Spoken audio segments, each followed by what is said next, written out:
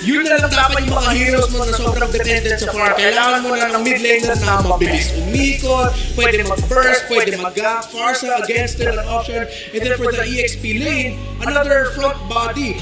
Ano ang chances dito na, ay, tinanggal mo ng Onic yung just I was just about to say it. Ganda. But what do you think of the chances of Sanford kung hindi siya mag-Yura? What if he goes blue? Clue in this game versus CC, baka hindi masyado pwede ka mapuruhan. Yeah, and also the joy, pwede mo naman masakit, pero kasi madali lang din makatakas.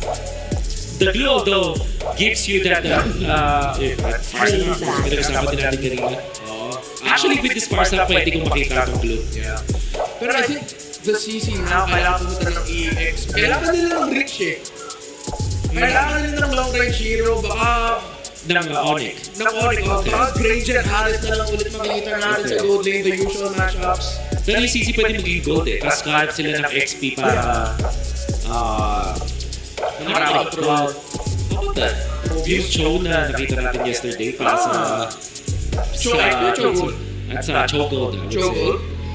And then ilagay mo yung mga CC sa EXP lane. Yeah. Badang high loss ang usually na tinatapat sa isang gandang catch-up. Yeah. So gusto mo yung match din yung revitalize or yung encounter mo siya gamit ng crowd control. That's right. Tingnan natin kung revitalize. Actually, yung mas popular. Baka may high loss and then you got Ranger. The Reach that you're looking for also strong lane versus Harith. This is the time where, Glue actually looks good. Para sa side ng TLPH. Pero in fact, marami sila mga choices. Nandiyan pa rin yung Yura. They also have the option na kumuha ng Alice. Pero syempre, hindi na ganun kalakas. Lapu-Lapu is also there. Kaso kailangan natin ng hard lockdown dito sa Joy as well as this Granger with a dive. So, without the Arlet, Lapu-Lapu might be the next option para sa side ng TLPH. Kasi kung katat-katsa lang ang source nila ng stun, kakapusin sila sa pag-control sa mga members ng Onic Philippines. They need more ways to control them. At sobrang normal ng draft kapag Lapu-Lapu at Glue ang makikita natin. Well, that is Phobius. Sige, Phobius. Well, I think they went for the Phobius kasi yung hard lockdown ng Phobius medyo meron siya isang hard lockdown, yung enhanced basic attack. Yung tinatawag na parang yung shoulder bump niya. Pero it's not the main crowd control we were looking for, but history shows naman maganda din yung interplay ng Phobius and Harith sa isang lineup. Yung nababasa ko sa lineup na to, team fight ang makita natin sa objectives. Phobius, Farsa, napakalakas sa first turtle. At yun, strength ng TLPH. Dagdag mo pa yung Harith na pwedeng rupes mo agad. Onic Philippines wants to go for the long game. And I think TLPH, pag nakuha nila yung first turtle, this game will be over. That is the condition set at nakita na natin ang lineups ng dalawa. Sino ang makakakuha ng unang panalo? Is it Onic? Is it Team Liquid? Kuneta Makingay and welcome our casters! Sisimulan na natin ang araw sa laban ng Golden Rivalry. Ito ang Game 1 ng Onic PH kontra sa Team Liquid Philippines. Ngayon ay na-point out na ng mga casters yung strength ng kanilang mga lineup. Pero sa totoo lang, Kuya Joshi, sa mga nakita natin kahapon, ako na rin mismo hindi ko na rin alam ano ba yung mga expect natin sa mga laban. Kung babalikan mo ay kasaysayan tulad ng binanggit ng panel, hindi nanalo ng serye ang ELPH kontra sa Onic. They just won one game. And ngayon sila yung nag-carry over ng momentum ng pagkapanalo nila kahapon. Look at JP casually falling down. Wait lang! Pero si Superflex pa yung nabigyan yun yung punish na gustong gawin ng Team Liquid Philippines. Pinag-uusapan kasi natin yung mga history pero kalimutan muna natin yun. Pinoint out na rin mismo ni Dagot kahapon kung kaano sila ka-confident ngayong playoffs. Getting that first blood against Super Friends, malaking bagay ito para sa isang Wises. Lalo na isa pa sa mga nabigyan niya yung kailangan din mag-scale for Onic Philippines. Yan nakita natin, kailangan magpumakan ang ikot ng dalawang teams. Oo nga, lalo na again, maraming mga kailangan na mag-online dito for Onic. They have the double marksman setup. Dagdag pa natin, nandiyan si King Kong, which is ang joy ngayon, kailangan din naman talaga ng enough items bago pumalag sa kanilang mga kalaban. Pero for Team Liquid PH, now level 4 na si Easy. pwede sabihin natin mas mauuna sila na gumalaw dito, mas mauuna sila na mag-first move dito sa laban na ito. Lalo they also have the Barca. Pwedeng magmadali bigla. Pero Tama. titignan natin ang ipinag-ugatan ng Golden Rivalry. Kera and Oheb, may 1v1 lang na ganap na naghahanda ng Team Liquid Philippines sa bagong look at the zone dahil sa kung hindi niya pinapalapit itong si Brusco. Thus, even ibang members ng Onic Philippines ay hindi na makakalapit. Libreng bagong para sa Team Liquid Philippines. Even yung feathered airstrike ni Sanji, ginamit niya para lang ma-sure na hindi makapasok si Brusco. Para ma-sure sila na kanila na yung turtle, and since nakuha nila yung unang pagong sa laban, mas magiging maganda yung panimula dito ng Team Liquid PH. Pero yun nga, babalikan natin yung lineup kasi ng Onic. Scaling kasi yung lineup nila. If we're gonna talk about the scaling, ibig sabihin lamang may expect natin na medyo sa later portion pa ng laban natin sila makikita pumalag. Pero grabe naman din talaga. Si Kelra pa ang nakakuha ng gold crab sa itaas. Perfectly timed bullet para lapunin yung gold club na yung mahalaga yung mga maliit na bagay na yan doon sa match-up ng gold lane. Dahil kung titignan mo, apart from the matches na nakita natin kahapon, yung mga fighter gold lane match-ups, ngayon ay bumalik tayo. Tila bumalik tayo doon sa normal, pero doon sa iba bago kami nabigyan na si Kirk ang tutumbas sa kamay ng kambing at ni Sanford. Si Carl TZ na naman ang nakakuha ng isang kill. And aside from the kill, makakakuha pa siya ng platings dito. Literal na mapapaaga yung farming ni Carl TZ. And pinag-uusapan natin yung lineup ng Onic kung usapang scaling lang din. Pero kung pag-uusapan din natin yung sa Liquid, nandiyan yung Harit ni Oheb. And isa rin yan sa mga scaling heroes. So sa totoo lang, mas napapaaga lang ng Team Liquid ngayon yung farmings nila para makapag-online. Tsaka napakalaki at halaga ng espasyong binibigay. Si Kirk na naman! Pero si Kirk na naman ang nakita at napataan. Pangalawang beses na siyang binigyan ng members ng Team Liquid at mukhang yun nga yung plano. Espasyo para kay Oheb, huwag nating dali ng laban kung tayo sa kabilang kanto. At nagugulat, dalawang beses nang sinurpresa si Kirk. Pero anong sabi ni Oheb dito, kaya din niyang palagan. Kung sino man yung katapat niya na si Kelra, kaso lang din na si Brusco. Sumugod na Glorious Pathway. Pero nakaalis naman ito si Oheb at the flicker. Pero nandiyan din sa Super Prince. Sinubukan nila pawilan sa taas. Pero nung dumating si Sanji, biglang nagbago yung tagpo kasi yung mga nagkakabol ay ngayon sila naman ang tatakbo papa-away yung turtle line. Nakuha na ni Carl TZ at walang nangyari doon sa itaas ni hindi din na nabigyan si Oheb. Tumalon pa nga si JP para kay Brusco pero di niya tatamaan. Lamang pa rin ang Team Liquid. At hindi pa tapos yung laban, si Kirk na naman. Ang tirada dito ni Carl TZ, nandun talaga yung focus ng init ni Carlito. Kung sa baba, mainit siya masyado kay Kirk. Ang kaso lang dun sa taas na nakita nating laban kanina, tinry naman ng Onic i-punish si Oheb. Pero mukhang alam na rin ni Oheb to eh. Kasi ilang beses nang nagtakbo, ilang beses nang nag-1v1 itong mga gold laners natin. At sa totoo lang for Team Liquid, nakikita natin ang bilis din ng response nila para tulungan si Oheb. Laking bagay din kasi na alam niyang hindi siya matatakot sa crowd control dahil ang panggagalingan lang nun for Onic ay yung auto mula kay Brusco. So nag-matter yung pag-flicker, yung pagkuha niya ng flicker as his spell, nakatakas siya dun sa possible engagement na kaputik-mutikan siya by the way from Onic Philippines. Ngayon ay bumagal na muli ang estado ng laban. Para bang ang ginagawa ng Team Liquid kung gusto lang magkamadali, isi-switch lang. Kung gusto lang hindi, iba rin kasi magmamadali sila eh. Tingnan mo yung ginagawa ni JP. Isang magandang harang lang para bigyan ng espasyo si Oheb and even yung feather airstrike ay ginamit din para hindi na makalapit ang Onic. Ito yata yung confidence na pinag-uusapan at sinasabi nila kahapon. Yung tapang nila na nag-concentrate lang si JP tapos tinayuan lang doon itong si Kelra pero sa baba. Nakita si King Kong, another kill para sa Team Liquid Philippines. At hindi lang sa baba na nagiging mainit yung laban, pati sa taas, sinisimulan na nilang magkaroon ng sunod-sunod na gulo, ng sunod-sunod na aksyon at pwede nga dito muli magkaroon ng laban dun sa turtle. Pero kung usapang pestuhan, ang layo ni Sanji.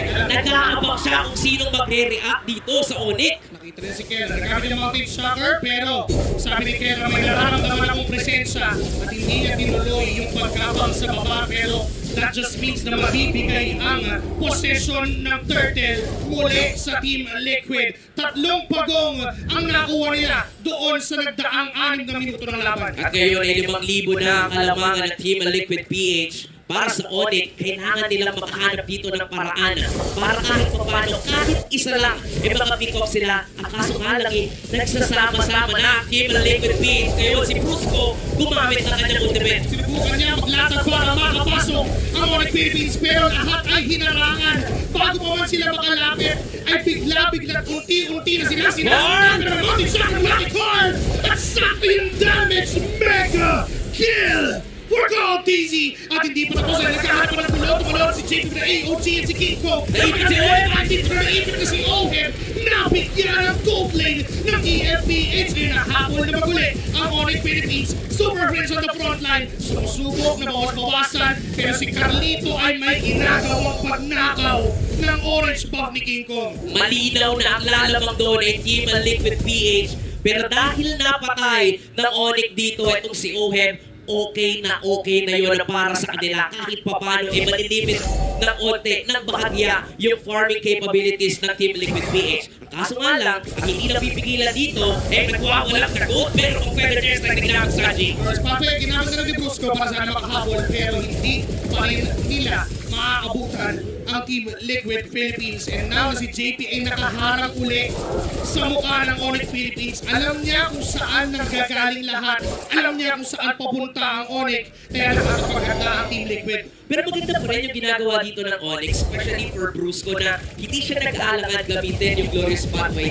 para lang madepensahan nila yung gitnang torre. Kasi once ma-open yan, once makuha yan ng Team Liquid PH, alam nilang mahihirapan sila lalong gumalaw eh. So might as well, ibuhos na natin lahat ng pwede ibuhos para hindi lumiit yung gagalawan natin dito sa mapa. Kaso lang, since puro kayo dyan naka-focus, ang Team Liquid, humahanap sila ngayon sa ibang parte ng mapa tulad din ng Lord na sinisimulan na ay now i-contest to ng Onic. Ginamit pa pati yung Mountain Charmer para sure sila na walang paparating na miyembro ng Onic Philippines at ngayon mukhang higit na ang pwedeng sunod na target. Pinatong na yung bangka pero wala naman tatamaan sa zone away Onic at makukuha na nila yung turret doon sa gitna at may Lord pang paparating na galing sa base ng Team Liquid. Itong laban na ito ay masasabi nating basadong-basado ng Team Liquid PH ang Onic. Ang Super Fam, nagsasama-sama sila pero kahit magkakasama, sa ngayon alam kasi nila na hindi pa enough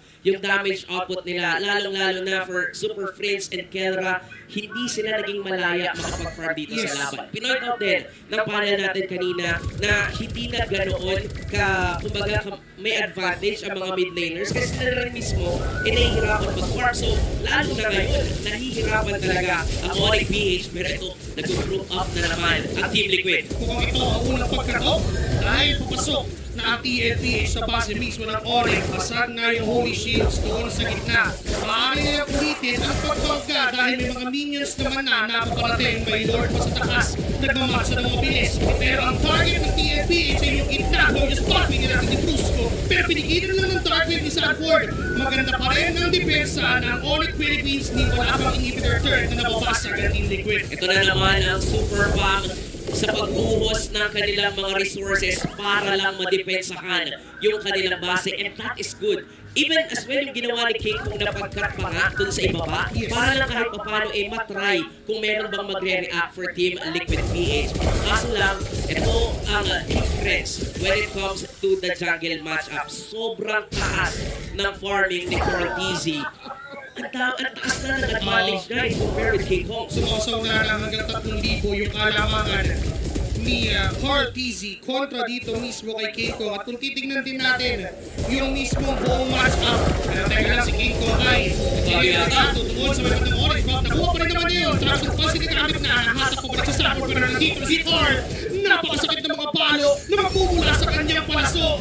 Uy, hindi na rin magpapatumpik pa ang TL dahil gagamitin na rin ang Feather Airstrike para lang ma-zone, para lang subukan patayin ng mga tumatakbo from Onic. Sa mga folks na gano'n natin, masasabi na talagang lamang sila dito. Maximize nila yung MK Goldie. Si King kong tatalon pero naiwan na naman si Oheb. Siya pa rin ang nakuha, Flicker Bird para kay Sanford. at aatras ng tuluyan ang Team Liquid Philippines. Those 2 kills na meron ng Onic Philippines, those are the 2 deaths na meron si Oheb. At liliit na naman ng OT dito ang lead na meron ng Team Liquid. Pero hindi natin may pagkakaila, nasa kanila pa rin ang lead. Sila pa rin ang may hawak ng control ng laban, pero kailangan nilang respeto dito ang Onic. Kasi baka doon sila kumuha ng confidence para nga kahit paano ilaban nila itong Lord kasi alam nila, mabubuhay pa lamang si Oheb. So sila na mismo ang nagsimula ng laban dito. In fact, sila pa nga agad po si Lord, si Sanford magiging target. Bumaka ang kanyang buhay sa pool na mabala mula kay Kelra, may doon mula kay JP. Brusco's gonna go down. 2 kapalit ng isa, ngayon 4 na Team Liquid ang sumusubok na humabol pero titigilan nila ngayon dahil mas mahalaga yung Lord. Pero RTC, may ibang plano. Ipupush po na niya yung dead lane sa baba. Ganda nung ginawa ng Onic doon to actually burst down si Sanford. But since super lamang nga ng Team Liquid dito sa laban na to, ang daming kinailangan ibuwas ng Onic. Plus, nakakuha pa ng oras ang Team Liquid na mag-counterplay, bursting down Kirk, not just Kirk, even si Brusco, and also giving them the opportunity to secure the Lord. This is going to be the second Lord na mahawakan ng Liquid, and since we're now in the 12-minute mark ng laro, wala nang mga shields, wala nang mga pagsabog sa torre, so mahihirapan ngayon ng Onic. Pero again, habang tumatagal yung laban, gusto to ng Onic. Doon kasi sila nagkaka-item, nagkaka-farm sila doon sa mga minions na dumarating mismo sa base nila. Pero if we're gonna look at the entirety of this game, lahat ng objectives ay nakuha ng Team Liquid. Lahat pa yun ay almost uncontested dito sa laban na to. So doon pa lang, pinapakita ng Team Liquid na they dominated every single part of the map during the early game. Magkakasabay pa mamarcha dito yung mga minions. May kasama pa silang Lord. Diyan sa gitna. Mountain Shocker, kinipit na flicker pa si Sanford. Sige kung gusto lang targetin, pero mukhang may ipit na rin. Jonas Pablo ay ginamit ng Onic para makadepensa, pero basag pa rin naman yung Toro sa gitna at Toro doon sa baba. Si Curtis, si Brusco ang gusto mong punteriyahin. Si King Kong isusunod si Olman nakapatay. 5 laban sa 3. May Lord pa silang daladala. May kumakatok sa base, kundi ng sinisira. Team Liquid Philippines ang makakaunang hakbang. Magandang panimula para sa cavalry. Bukang dala-dala nga talaga nila komento mula kahapon. And with this dominating performance, talagang ipapakita, ipaparamdam nila kung gaano sila ka-confident dito. Pero alam ko marami rin sasabihin ang ating panel, kaya kayo ng bahala. Actually, yung isang bagay na gusto ko sabihin dito is feeling ko yung early gatot catch-up pick bigla nagbasag sa Onic Philippines eh. Kasi nung nakita na yung gatot, hindi na pwede mag-farsa yung Onic. Mapapaisip ka talaga pwede mo mag-farsa dito. So, nung umabot sa second phase yung farsa na meron kasama na ding Harris, parang ang hirap na ng early game para sa Onic. Onic Philippines, yung CC, first pick na ginawa nila dito, failed horribly para sa kanila. Although alam naman natin na strong hero to pick, it's a flex pick as well. Kung saan ginodling nito, things would have been very different. Kasi ang nangyari, nabigyan ng gutot catch na parte ng ating case to victory. Gisun siya ni Cartesi, hindi rin na-contest, napakasaya ng buhay ng TLPH. Yeah. 2 very early kills para sa MVP ng game number 1. The face of LOBB, Carl TZ. So una, of course, nakita natin si Super Prince. Masyado malalim sa pag-pressure kay JP and Carl TZ sa orange side ni Carl. Nakuha ni Carl TZ yung first kill. Pagdating naman sa second kill, around 3 minutes 10 seconds, nag-rotate siya papuntang bottom lane. Sinamahan si Sanford para ma-pick off si Kirk. Nakuha niya yung second kill niya. At dahil doon na-activate first kill, na-activate yung gitna ng mapa. Second kill, na-activate si Sanford na mas madalas na umiikot. At kaya parang feeling ni King Kong, bakit hindi ako maka-counter jungle? Kasi nakakaikot na rin yung focus niya. I think yung draft factor dito nga sa TLPH nagbigay sa kanila ng malaki advantage kasi hindi masyadong na-punish. I honestly thought na yung mga bats dito ng Onic Philippines sa second side yung Esmeralda, hindi nila naban yung farsa that we also prescribed na naging nag-backfire talaga yung para sa sila Onic. Although, nag-make sense yung Kimi. Plus, this Joy. I think yung last 2 picks mula sa Onic Philippines sila nadali. Itong Granger na gusto nila maging strong lane versus the Harith. Pwede naman kasing CC na lang yung ilagay nila doon tapos tapatan nila. Bigyan nila ng mas tanky hero itong si Kirk na hindi rin scaling kasi yung CC plus the Joy kapag hindi nagkaroon ng magandang early game, ang hirap makabawi. Tapos nakita din naman natin pagdating sa second phase, bukas pa rin yung Uranus, so if ever, pwede sila mag-CC code, Uranus EXP, mas makakatapit ka ng damage, ang dami mong ma-absorb, which is why I feel like pagdating sa second phase ng draft para sa Onic Philippines, medyo parang may ating atras sa original plan. I mean, I wouldn't say na, I don't want to say na 100% original plan pupunta yung CC na to sa gold lane. But it felt like all signs were pointing na dun nga pupunta yung CC. Yeah, I think yung idea kung bakit ka mag-first pick ng CC. This is the real way I see it. Kung bakit, yung parang the only reason kung bakit siya yung first pick is to flex actually. Which is in this scenario, parang gusto mag-flex ng Onic, pero hindi rin nila napagana. So, I think Onic Philippines have to shift their priorities lang din dito. Why I really like the Hylos? Kasi bukod sa sinabi natin i-deny or i-deny yung Gatot Kacha, pwede rin namang i-outmatch. Which, in this scenario, it could have been the scenario. Sana, kung sakaling mas pinili nilang gumamit na lang itong CC na itong Hylos na roam and then CC gold and then get an XP lane to make it so na yung Gatot Kacha rendered useless. Si Gatot kasi gusto niyang niyayakap or sinusunod yung mga malalabot na hero like CC, like this Kami and this Granger. Pero kung mga Brusco po yung mga tapat dyan, imagine like Esmeralda or even yung Yura, tapos may CC na gold lane, hindi ka makakaporme. Onic Philippines mismo nagtanong Esmeralda second phase on the blue side. At yun doon, Red 4 din naman para sa Team Liquid Philippines. At yes, kailangan po naman dito yung mangyari sa draft kasi naapektado yung early game rotation na pwede mangyari dito para sa Onic Philippines. Sobrang ibang story ata makikita natin if ever pumunta nga yung CC sa gold lane. But out of the decisions ng Onic Philippines, kailangan natin magbigay ng praise sa Team Liquid Philippines. Carl TZ, on point pa rin.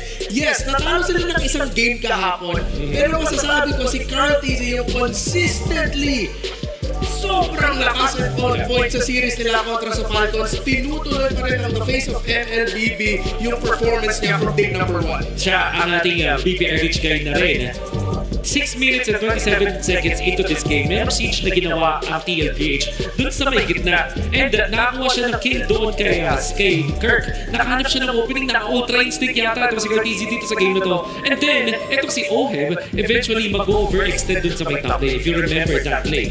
Doon nga, na-punish yun ng Onic Philippines, kinailangan nila ng apat na heroes. And you know what TZ was doing? Invading the orange.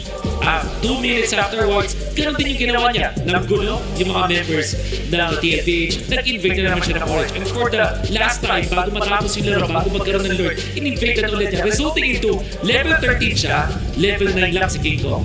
Habang may ginagawa yung mga members ng TLPH, si Carl TZ, parang nagmumultitask na siya sa utak niya. Iniisip na niya yung mga next moves niya. Kapag may nanggugulo or kung sakaling may magkamali man dun sa kanyang mga teammates, he will make the right play to control them. Kaya naman siya yung pinakamayaman na hero sa game na to. Yeah, takita din naman natin pagdating sa objective team fight, sulit na sulit yung mountain chopper vision na pinaprovide dito ng Yisar Shin. First, third, second, third na nakita mo gusto pumwesto ng Onic Philippines pero nakita kagad ng Team Liquid Philippines galing sa ultimate no YSS. Pero sigurado ako na mas marami pa tayo pwede ihimay dito. Hindi lang sa game number 1, pero para sa mga impormasyon heading into the series. So, this is one of my favorite segments dito. So, Wolf, tell us the more you know. Thank you so much, casters. Malaki ang focus natin dun sa ating mga joggers ngayon. Pero bakit hindi natin tingnan din yung ibang mga roles? This is the more you know because we have gathered a lot of stats during the regular season. Pinagkumpara namin at ina-analyze namin yung mga kaganapan. At itong mga pangyayari, makikita natin yung feature dun sa ating mga mid laners as well. In the last game that we saw between TLPH as well as Onic Philippines, nakita tayo na kakaibang focus dun sa may mid lane kung saan itong Kimi ay pinrioritize ng Onic Philippines but was then encountered prepared by TLPH using this Farsa. The strongest suit para sa dalawang teams natin is kung paano sila nag-a-adjust. And with this KB priority, biglang nalugi itong si Mr. Super Fates. Pero di namin natin masabing mahinang player si Super Fates. Dahil yung hero pool efficiency ng Onic Philippines ay nagre-reflect naman sa lahat ng mga players nila. For example, you have 11 wins with this Lancet. And then eventually, marami silang mga one-off games like the Pain, you have the Edith, the Badang, yung Alice, and even itong 1-1 na bihira natin makita po natin sa Onic Philippines, but when they do, it is going to win. Actually, marami yung mga heroes, or anim na lang mga heroes dito na wala silang panalo. Interestingly, kasama dun yung Blue, which I felt like is also a very strong hero pool mula dito para sa Onic Philippines. And I'm excited to see more of their hero pool. So, dapat siguro dito para kay Super Fates, hindi siya mabigyan ng mga heroes na malulugi siya. Utilize natin ang efficiency ng hero pool aside ng Onic Philippines. And lalo pag kinompare natin yung pwede nga naman natin makita flicks mula dun sa CC na pinrespect ng Onic Philippines. So madaming mga related na mga heroes dito. And hopefully mas marami kayong natutunan mula sa Onic Philippines. And of course, sa sarap panalo with the Nor, masarap din ang magkaroon ng bagong kaalaman. This is the More You Nor. Maraming salamat and hope that you actually learned a lot and hope that there will be more heroes that we're going to see from both of our teams. Ano mga pamipiliin nila? Back to the panel. Ang sarap ng impormasyon na binigay sa atin ni Wolf doon sa The More You Know. Ano ang Halloween ngayon? Ang dami nagme-message sa akin na baka mag-cosplay daw ako na Ninong Rai para sa Halloween. Hey! Bagay ba? Okay, bukod sa sasagutin ka, mag-ano ako dito, mag-serve ako dito kasi hindi nyo alam. Actually, masarap magluto sa Denmark. Yeah, you actually cook for. You actually cook for. Actually, so, bakit hindi? Bakit actually magluto ka na rin talaga? Okay, let's set that up. Mga pamangkin, ito ang sikreto na the Alamat Awards is ba? Who will rise to become legends of MPL Philippines Season 16? Ang awarding po natin para sa Alamat Awards ay mangyayari bukas, October 24th. So doon natin malalaman yung mga MVP, Rookie of the Season, Coach of the Season, yung All-Star team natin.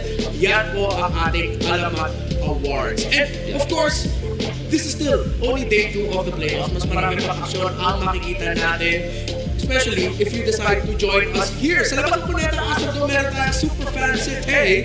And you can also secure your playoffs ticket now. Head to the MPL Philippines website and join us at the Cuneta Astrodome for the MPL Philippines Season 16 playoffs. Ang tagal na natin ito ginagawa. At hanggang ngayon, nagugulat pa rin ako na meron na tayong playoffs na ganitong kalaki. A crowd this size, filling up to the bleachers. I cannot imagine what this place will look like pagdating ng Grand Final. Not gonna lie, Mar, medyo kinabahan ako dun sa biglang upgrade natin sa dami ng mga seats and I thought na hindi siya mapupuno, especially on weekdays. Oo.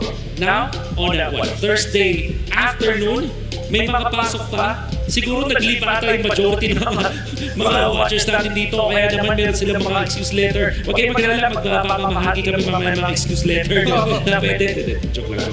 But I'm actually surprised that there are so many people. And alam mo, sa sobrang tagal na natin gagawin, medyo naging familiar na yung mga faces ng mga viewers.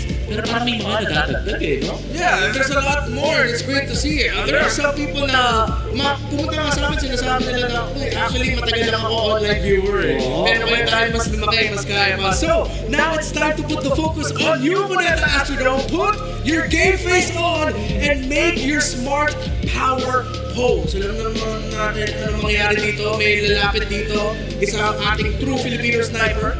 Or of course, one of our many cameramen. Para ma-highlight kayo. Maglagay lang kayo ng power pose dyan. Okay, kopyahan nyo si Cartizzi. Kopyahan nyo yan. Yan po yung kopyahan nyo. Alright. May premyo to. May premyo to. Uy, si Fuego. Uy. Uy, Fuego. Uy, feeling ko. Uy, lumalaban dito.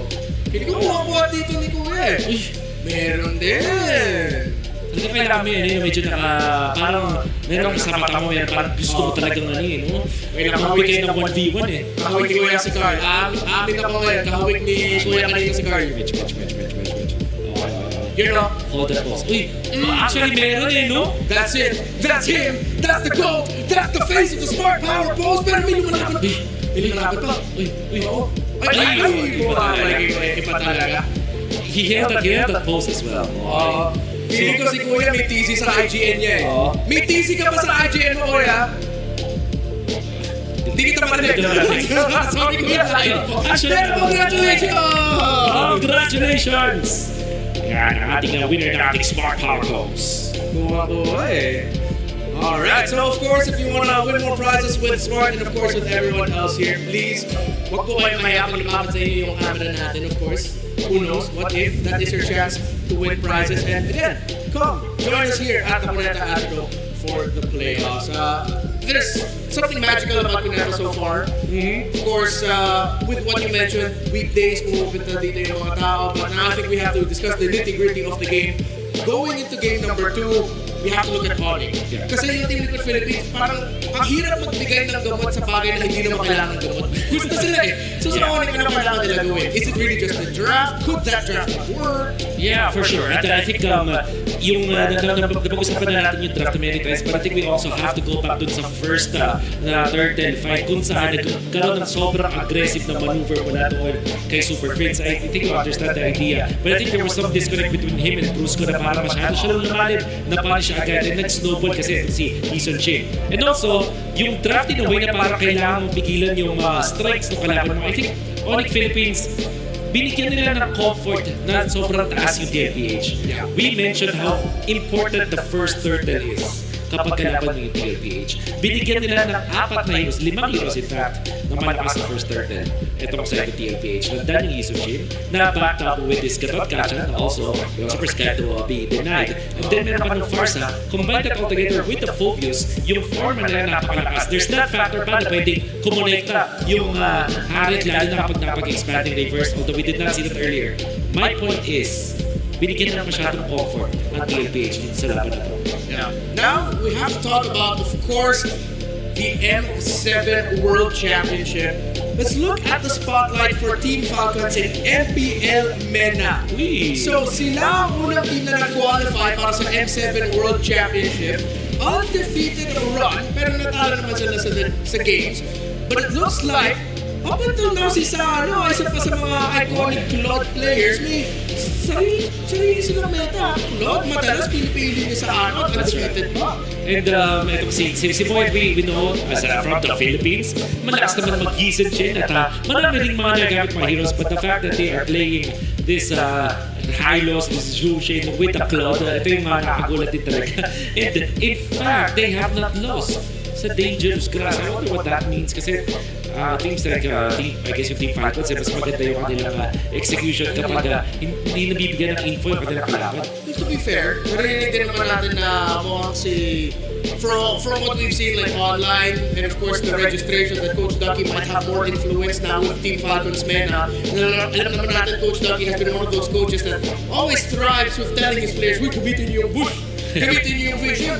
Tago muna kayo, wag muna kayo magbigay ng informasyon." But more on the teams in the M7 World Championship later on. We have to go back here to the MPL Philippines Season 16 playoffs. Pipiliin ng Team Liquid Philippines mag-blue side, so mag-iiba naman ang picture ng draft natin. Kailangan pa nila ituloy yung priority nila para sa Carl TZ Prio picks. Do you get the YSS and Lancelot away kung available siya? Siguro yung Lancelot yun, yes. Kasi valid pick yun versus game. Already saw game number 1, third ban yan ng Team Liquid Philippines para hindi ma-first pick ng Onic. Pero when it comes to the priority, kung sakaling walang Lancelot, Gatot Kacha yung next. So ito yung parang flowchart din. Open ba yung Lancelot? Pag no, Gatot Kacha first pick natin. Kapag yes, let's pick the Lancelot first. Okay, tingnan natin kung anong mapa ang makikita natin dito para sa pangalawang game. Dangerous Grass naman. So, mas tumataas yung chance na makikita natin dito yung mga heroes na, of course, gusto nila pumunta sa grass, kumuha ng vision. Hilda immediately comes to mind. At nagugulat ako na si Hilda at Gatot Kacha biglang tumataas na sa priority muli para sa mga players natin, especially the Gatot Kacha, na nakita natin isa sa mga biggest reasons kung bakit na-dictate yung tempo ng draft ng TNC at Twisted Minds kahapon sa second series ng araw natin. Nagkakaroon na ng agawan to the point for the first pick yung Gatot, and also yung palitan din ng mga tipong Lunox as well as the Kimi. This time, a very interesting ban mula sa TLPH. this is the Farsa. At minamata mo Farsa, pero yung third pick na potential dito sa Farsa. Ganito ka-advance mag-isip ng TLPH. You're denying those heroes. And also, gusto nila makuha din yung Lancelot to their side. I think TLPH will first pick the Lancelot. Let's see if Onyx actually prepared for that. Nakita nyo na ngayon ang Sonics dito sa Cuneta Astrodome, active as always. But now Coach Why Not vocal for Onic Philippines. Isip nila kung ano tatanggalin nila dito for the final ban ng first phase red side. Dahil Team Liquid Philippines, tinanggalan nila yung CC. Pag nagtatanggal ka ng CC sa first phase or any EXP laner, mas tumataas na yung importance na makakuha na kayo ng EXP laner sa unang phase ng drafting. Meaning, maglalaban na itong dalawa na to para sa mga Lapu-Lapu, Esmeralda later on, Uranus of course still active. So yung gitna ng mapa ang tinatarget dito ng Onic Philippines. Wala na yung Farsa Junction trade at ito na nga ang Lancelot ni Carl TC. Okay, so do you pick up the Gadot Catcher to if you're Onic? Ang magandang kakombo niyan, obviously, is the Yison Chain. Pero yung Onic Philippines, they can reserve that for the third pick. What I'm seeing now na available is the Kimi as well. So pwedeng Gatot Kimi ang i-prioritize dito ng Onic Philippines. Strong combo at mas magaganahan kayo na maging aggro. Pero dahil nakita ko siya in action kahapon sa kamay ng TNC Pro Team, feeling ko mas madami teams na ata magtatry na mag-rush ng mga Gatot Lunos. Kasi grabe din naman sila mag-invade yung dalawa na yun eh. So, hindi natin makikita yung mid laner, Yison Shin Gatot nga. Liquid, do they pick up their EXP laner now? That's the Yuzong. Lunox is available. Pwedeng pang-prep dito din ng TLPH para kung sakaling magkakaroon ng tanky XP laner Onic Philippines, ganun yung pwede nilang pang-kontra. So another benefit of the Lunox is also wala na yung Farsa at wala na rin yung Zushin. So makakuha may priority. Ang Onic Philippines, ano kaya pwede nilang patapat dito sa Lunox? I hope that's not Angela. Unanimous na tayo lahat dito. Maybe no more Angelos for teams like these. We need explosiveness in the center of the map. And here's something explosive, the Valentina. But now, I think, baka umabot sa point na naman ito, masushuhon yung Onic Philippines na mag-granger na naman sa gold. I hope not. Feeling ko, Onic Philippines, dapat huwag na sila matakot na mag-all-in dive na lang sila na composition. Pero kailangan din nila mag-ingat sa Yuzhong. The Grok is still open and I feel like worthy batch siya ngayon dito by Onic. You cannot give the Grok right now to JP. At on the other hand, pwede mo copying with the Valentina. Kaso, fixed ka na dito. May copy ka na which is the Yuzong. So sometimes, kung meron kang dalawang choices na copy, hindi magiging maganda. Hilda is a very good ban mula sa Onic Philippines dahil hindi ito magandang hero na i-matchup for this Yison Chain. And the Phobies naman para sa TLPH. Isa pang makunat na hero pa pwedeng iba na ng Onic dun mula kay JP. High loss comes to mind. Para din hindi sila ganun ka-pressured na kumuha ng shred type of hero. Kasi between Yison Chain as well as Valentina, wala sila nung actual na burst na pwede na natin makuha. They're more of parang hindi sila ganun kalakas kapag makunat yung kalaban. That's what I'm saying. Unlike the Lunox na hindi ganun concerned sa HQ-based heroes, and indeed, it will be the highest ban. Ano nga iwan dito kay Kurt when it comes to something explosive or set. Alice, Yuzong kasi katapat eh. Oo, hirap. Lapu-Lapu or Esmeralda. Okay. Esme still out open as well, the Lapu-Lapu. Tingnan natin kung makita natin yung color pick ngayon or Kirk pick right away. Tingin ko mas maganda ko ni Esmeralda kasi TLPH hindi magdadalawang isip na kunin yan afterwards. Ohe plays that hero. That will be really good para sa TLPH. Another hero naman para kay JP is yung Chip. Looking very scary in this particular moment. Yung padang pwede nilang kunin eventually. But I would feel like yung Chip ay isa sa mga pwedeng kunin dito ng TLPH. Ngayon, Onic, I firmly believe mas maganda kunin na XP lane. At ang best XP lane ngayon is Esme. Para sa kanila. Next is Yura. Siguro. If they pick up the Lapu-Lapu, makakontra kasi sila ng Esmeralda sa TLPH. Oh no. Okay. So this is Esme all the way para sa TL. Esme put it in the gold lane for Oheb. Yes. Tapos yung Yuzong, XP lane, Roam, JP. At that point, you can pick anything else. Dahil may Esme Yuzong ka, pwede ka nga mag-chip as we mentioned earlier.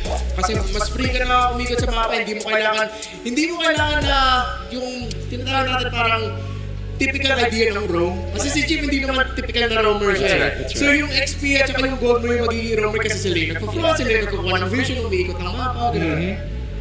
Other option dito para sa TL is yung Cho. Yeah, that's a Cho. It's a and another fighter is Ru, Ruby. And the Kali. Wow! All dive! Ang pinili dito ng Team Liquid Philippines. Bakbakan kung bakbakan na, again, if Onic Philippines ends up with a marksman, may chance kasi yung lineup ng Team Liquid Philippines na ngayon na ang bilis yung takbo ng laro nila. As in literal na Liquid Stampede, as usual. I don't prescribe a marksman dito para sa Onic. And without the Esmeralda, baka pwede pang i-revisit ng Onic yung Cho sa gold lane. Maganda siyang strong lane naman kung sakali makakatapat niya yung Ruby. I'm thinking, Xbox yung ano, fina-float ni Kelra ngayon, ha? nakita natin mula sa MPL Indonesia, gumagana ang export. Nasa kanila yung Valentina, so hindi sila ganun okay. So, itutuloy ba ang export? That is Moscow. Moscow pa rin ang pinili. Marksman, okay. Marksman that creates the space, pero yung Liquid lineup, mas magaganahan sila mag-stampede dito. I think we're in the same boat here na baka mahirapan talaga ang Onic Philippines for this game number 2. I would not say na baka mahirapan sila. Mahihirapan talaga sila, Renmar. Ang pinili dito ng Onic Philippines, ibigay ulit yung strike ng TL. First turtle priority para sa TL PH. Napakalakas at mabilis pumonekta yung kanilang mga players. And then, dangerous cross with Ruby and Khalid. This is a very scary gamble para sa Onic Philippines. Tignan natin kung gagana ang plano ng Onic Philippines dito para sa game number 2 as Liquid. Similar to game number 1 against Falcons, gumawa sila ng isang lineup na mabilis, na agresibo, na Liquid Stampede kung Liquid Stampede. We're heading back into the game. It's game number 2 in this golden rivalry. Josh Kicks and Quarty, let's go! Sa pagpapatuloy ng Golden Rivalry, magtutuloy-tuloy din ba ang init at confidence ng Team Liquid PH? Umahanap ng Onic Philippines ang kanilang super fast strategy. Paano nila itataya ang ating series heading on inside the game. At gusto ko din balikan yung mga pinag-uusapan ng ating mga panelists. Knowing na parang mahihirapan daw dito ang Onic kasi tila ba super agresibo ng lineup na meron dito, Liquid. Sobrang taas ng poke damage, even JP has it. Tapos yung Lunox pa na on the mid lane, guaranteed din yung mabilis na ikot considering na kahit saan sa mapa ay pwedeng puntahan ng maaga ng Team Liquid Philippines. And if you're asking for damage, even their XP lane can provide the damage that they need. So for Team Liquid, meron, sabihin man natin na kailangan nilang pangmadalian yung lineup, pero may time limit din kasi yung lineup nila dahil sa Moscow na outcare. Kumbaga, may pang late game pa rin talaga dito kasi si Kelra. So if everything goes wrong para sa kanila sa early game, meron pa rin silang marksman to save them on the late game. But then again, nandiyan din si Sanji using this Lunox na parang ang taas na nga ng contestation rate when it comes to this hero sa pagpasok natin sa play. Tila ba alam na ng mga teams na, okay, since naka-double fighter tayo, kuha tayo ng masakit sa mid lane. Kumuha tayo ng kahit pa paano mag-compensate doon sa kawalan ng damage kapag nag-fighter gold lane. And yun yung kailangan din pag-ingatan ng Onic Philippines kapag naka-snowball din yung Lunox, pag bumilis yung mga items para dito kay Sanji, mahihirapan din silang sumabay. Lalo na may order of brilliance yan para makatakas dun sa engagement ng Onic. Ang dami niyang kits, no? Pwedeng pantakas, pang-engage. Depende sa trip dito ni Sanji. Pero si Cortese, yung trip niya kanina sa game 1,